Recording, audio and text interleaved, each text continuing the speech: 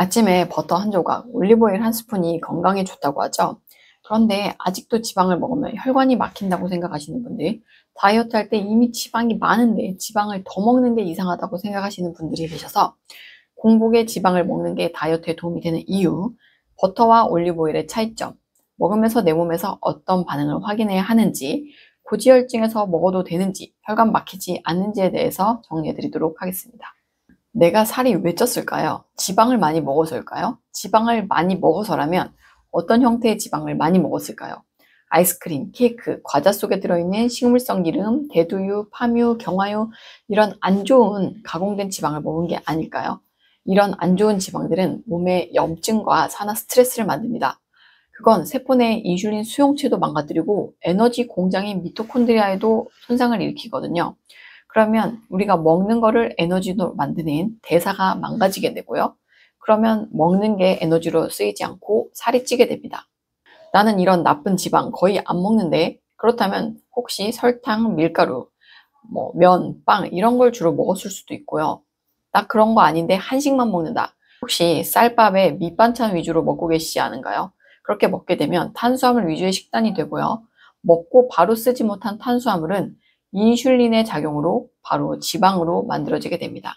혹은 지금 너무 적게 먹고 있거나 먹고 있지만 칼로리만 있고 영양이 부족한 식사를 하고 계시면 에너지원이 부족하기 때문에 세포가 에너지를 제대로 쓰지 못하는 상태이기 때문에 적게 먹어도 살이 안 빠지고 있을 수도 있습니다. 이럴 때 좋은 지방은 이 모든 것을 해결해 줍니다.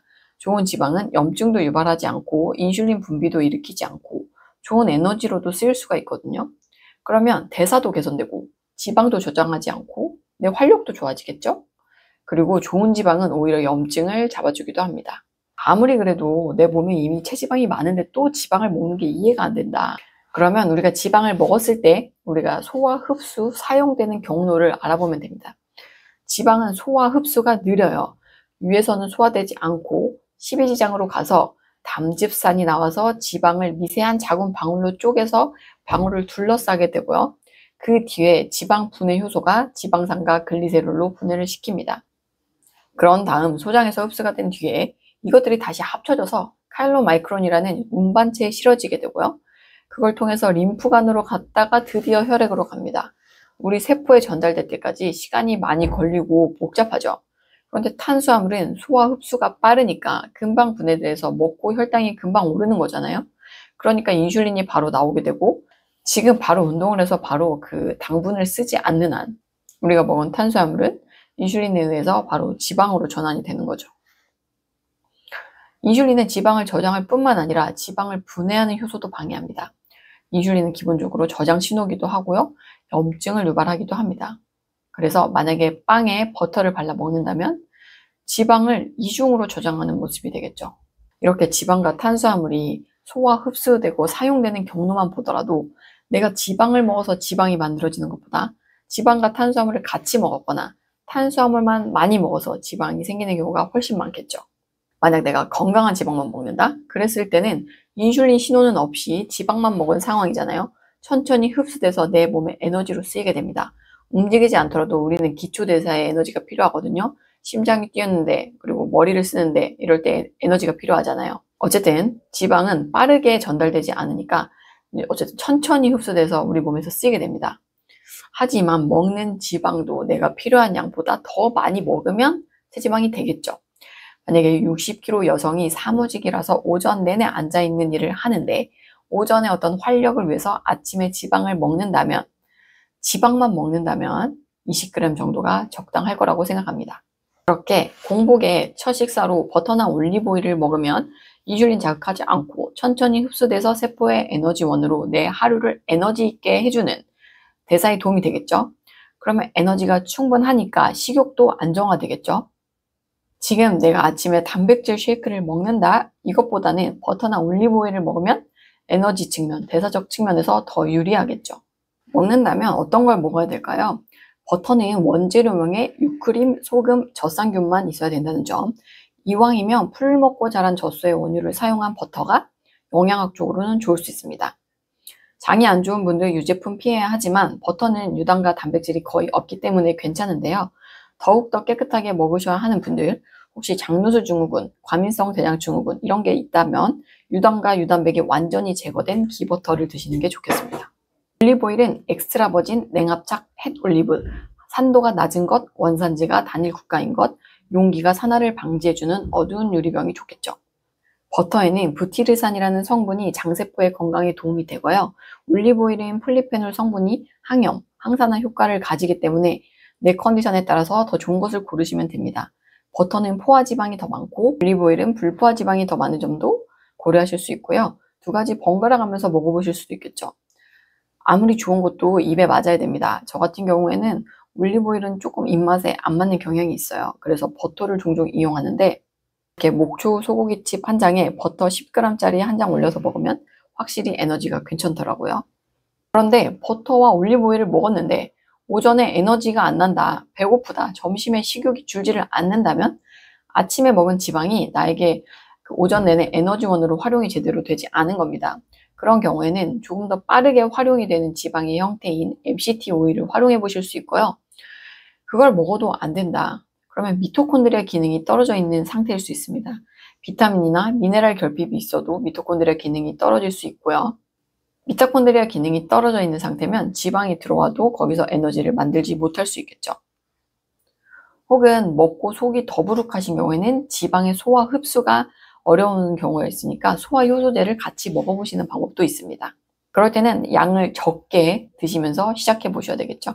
마지막으로 혈관 질환과 고지혈증에 대해서 이야기를 드리겠습니다. 우리가 먹는 지방과 콜레스테롤이 혈관 질환을 일으키는 것이 아니라는 근거는 이미 나와 있고요. 2013년 미국 심장협회에서도 콜레스테롤을 적게 먹으면 LDL이 낮아진다는 주장은 근거가 불충분하다는 발표도 했습니다.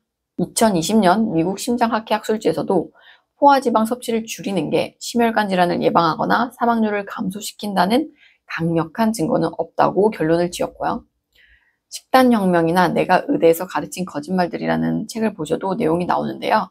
물론 상반된 연구도 있고 스타틴 복용에 대해서는 여러 의견도 있습니다. 중요한 점은 지방보다 더 나쁜 게 과한 정제탄수화물과 인슐린 때문이라는 점이고요.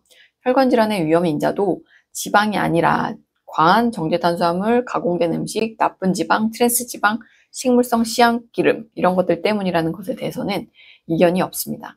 고지혈증이란 혈액 내에 돌아다니는 지질의 양이 많다는 뜻이잖아요. 보통 콜레스테롤과 중성지방을 체크하죠. LDL이 높으면 위험하다고 하고요. 그런데 혈액 내 LDL이 높다고 해서 그것만으로 혈관이 막히는 것은 아닙니다. 혈관 내피가 과한 당독소, 어떤 인슐린 반응 이런 것들로 손상이 되면 거기를 LDL이 혈관벽을 침투해서 산화가 되고 염증을 유발하게 되는 과정, 염증 반응에 의해서 조직이 증식하고 딱딱해지면서 동맥경화가 되는 것인데요. 그러니까 애초에 혈관벽이 튼튼하면 돌아다니는 지질 자체가 문제가 되지는 않는 거겠죠. LDL이 나쁜 콜레스테롤이라고 하는데 LDL도 입자의 성질에 따라서 산화가 잘 되는 특징이 있고 잘 안 되는 것들도 있거든요. 그런데 우리가 지금 혈액검사로 그런 걸 다 확인하지는 않기 때문에 LDL보다는 중성지방과 HDL의 비율이 혈관질환 위험을 예측하는 인자로 쓰이고 있습니다. 이미 뭔가 혈관질환을 진단받으신 분이라면 맥락이 다를 수 있지만 혈관이 깨끗한데 LDL만 높다면 괜찮은 거겠죠. LDL 콜레스테롤보다 염증을 조절하는 것, 산화 스트레스를 줄이는 것 이런 게 훨씬 중요하다는 거고요. 가공식품, 트랜스지방, 정제탄수화물 이런 것들이 오히려 염증과 산화 스트레스를 유발한다는 거고요. 그래도 나는 지방을 먹는 게 영 찝찝하다면 올리브오일은 괜찮습니다. 올리브오일은 지질 대사 개선에 도움이 된다는 연구도 있고 심혈관 질환에도 도움이 된다는 연구 결과도 있으니까요. 오늘 내용 정리해보면요. 버터나 올리브오일이 다이어트에 도움이 되는 이유를 정리해드렸습니다. 우리 몸에 지방이 쌓이는 이유는 지방만 많이 먹어서가 아니라 지방을 탄수화물과 같이 먹었기 때문이거나 탄수화물만 많이 먹었기 때문이라는 점. 인슐린은 지방을 저장하고 분해를 막는다는 점을 기억해 주시면 좋겠고요. 버터나 올리브오일처럼 좋은 지방을 공복에 먹어주면 에너지 측면, 염증 개선 측면, 대사적인 측면에서 도움이 되어서 식욕을 잡아주고 건강한 식단을 유지하는데 도움이 된다는 점을 말씀드렸습니다. 공복에 지방을 먹었음에도 소화가 안 된다면 소화 효소가 필요할 수 있다는 것, 에너지 측면에서 도움이 안 된다면 미토콘드리아 기능이 떨어져 있지 않은지 생각해 보시면 좋겠다는 점, 나는 지방을 먹으면서 식욕도 잡혔고 인슐린도 낮췄는데 살이 안 빠진다면 수면과 호르몬 혹은 구조적 문제가 있는지 점검해 보시기 바랍니다. 저는 앞으로도 신경과 박사이자 기능학을 공부하는 의사로서 대사적으로 건강해지는 다이어트 이야기, 건강한 생활 습관에 대한 정보를 전달하도록 하겠습니다. 오늘 정보 도움이 되셨다면 구독, 좋아요, 알림 설정까지 해주시면 감사하겠습니다. 오늘도 건강한 하루 되시길 응원하겠습니다. 감사합니다.